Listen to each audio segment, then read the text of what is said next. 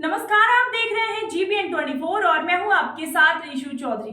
आजकल बिना जूतों के लोगों का एक कदम चलना भी मुश्किल हो गया है। क्या आप हमेशा बिना जूतों के रह सकते हैं?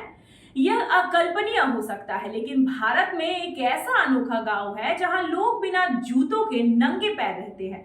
सबसे हैरानी की बात तो ये है कि इस गांव के लोग अस्पताल भी नहीं जाते। आइए हम आपको बताते हैं कि आखिर कौन सा है वो गांव।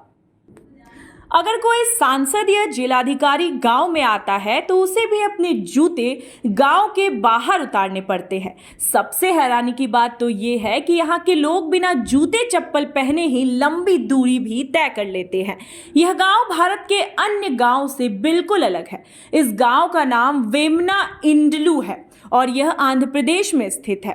यह गांव तिरुपति से 50 किलोमीटर की दूरी पर है। इस गांव में 25 परिवारों के कुल 80 लोग रहते हैं। कहा जाता है कि जब से लोग इस गांव में रहते हैं तब से यह परंपरा चली आ रही है।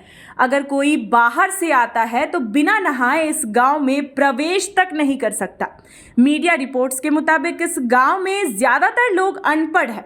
यहाँ के लोग केवल कृषि पर निर्भर है। ग्रामीण किसी भी अधिकारी से ज्यादा अपने भगवान और सरपंच की बात मानते हैं।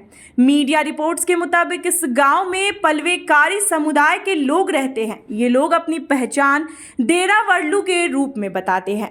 आंध्र प्रदेश में यह जाति पिछड़े वर्ग की है। सबसे हैरानी की बात तो ये है कि यहाँ कोई भी अस्पताल नहीं जाता है।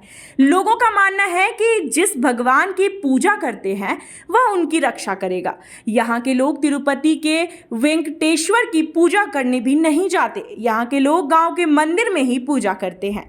बीमार होने पर लोग गांव के नीम के पेड़ के पास जाते हैं। वे मंदिर के चक्कर लगाएंगे, लेकिन यहाँ के लोग अस्पताल बिल्कुल नहीं जाते।